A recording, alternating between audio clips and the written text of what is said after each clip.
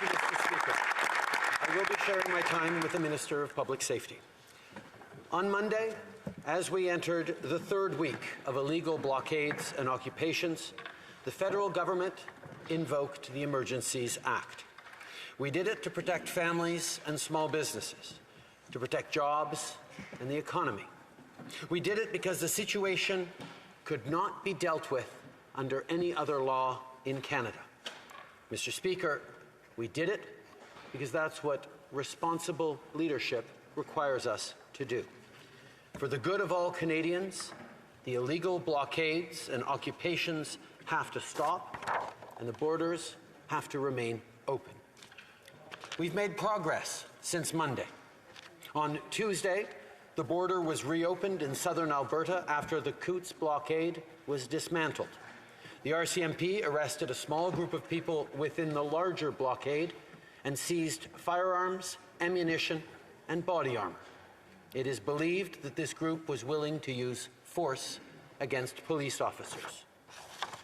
On Wednesday, the blockade in Emerson, Manitoba, had been cleared without arrests or charges. Traffic and trade at this border crossing have now resumed.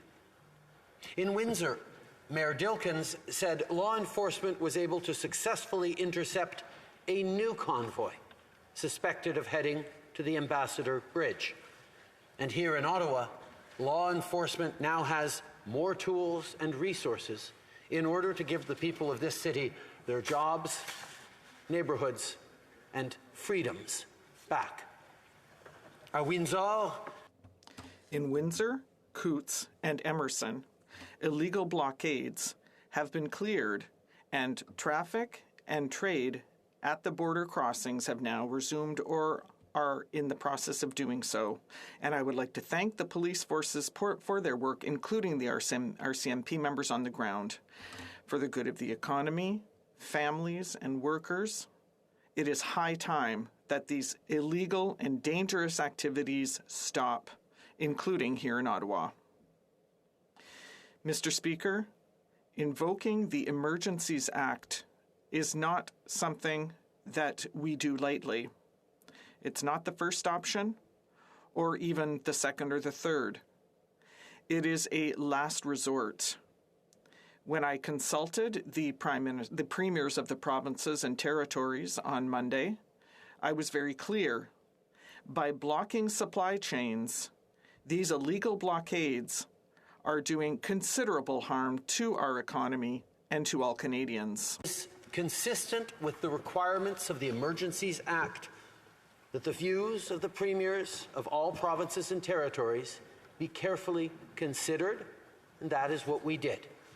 And the consultation and collaboration with the premiers will continue until the situation is resolved. Like I said on Monday, the scope of the Emergencies Act is time-limited and targeted, as well as reasonable and proportionate. It strengthens and supports law enforcement agencies so they have more tools to restore order and protect critical infrastructure. These illegal blockades are being heavily supported by individuals in the United States and from elsewhere around the world. We see that roughly half of the funding that is flowing to the barricaders here is coming from the United States. The goal of all measures, including financial measures in the Emergencies Act, is to deal with the current threat only and to get the situation fully under control. Mr. Speaker, I want to reassure Canadians that when the Emergencies Act is invoked, the Canadian Charter of Rights and Freedoms continues to protect their individual rights. We're not using the Emergencies Act to call in the military. We're not limiting people's freedom of expression. We're not limiting freedom of peaceful assembly. We're not preventing people from exercising their right to protest legally. We are, in fact, reinforcing the principles, values, and institutions that keep all Canadians free. The blockades and occupations are illegal. They're a threat to our economy and relationship with trading partners. They're a threat to supply chains and the availability of essential goods like food and medicine. And they're a threat to public safety. The Emergencies Act will be time-limited and targeted to address threats from illegal occupations and blockades only. The measures are reasonable and proportional. And I want to make it clear for Canadians, Mr. Speaker, when the Emergencies Act is invoked, the Canadian Charter of Rights and Freedoms continues to protect individual rights. We do not use the Emergencies Act to deploy the military. We do not suspend fundamental rights. We don't restrict freedom of expression or the right to peaceful protest. What we want is to keep Canadians safe, protect workers' jobs, and restore confidence in our institutions. We understand that everyone is tired of this pandemic. We understand that Canadians are frustrated with COVID. Some protesters came to Ottawa to express their frustration and fatigue with public health measures, and that's their right. Like I said, it's a right that we'll defend in this free and democratic country. But illegal blockades and occupations are not peaceful protests. They have to stop.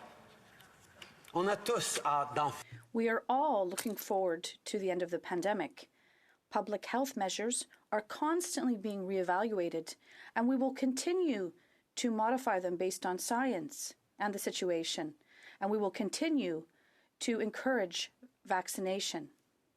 This week, based on advice from public health experts, Health Minister Duclos announced that we'll soon start easing border measures for travelers. Our government, the health minister... If I can interrupt the Prime Minister for a second, we need to make sure we're not using proper names in here, so we want to stick to the riding names. The Right Honourable Prime Minister. This week, based on advice from public health experts, the Health Minister announced that we'll soon start easing border measures for travelers. Our government will continue to follow the best scientific advice to keep Canadians safe and support healthcare workers. People are making sacrifices and have been for 2 years.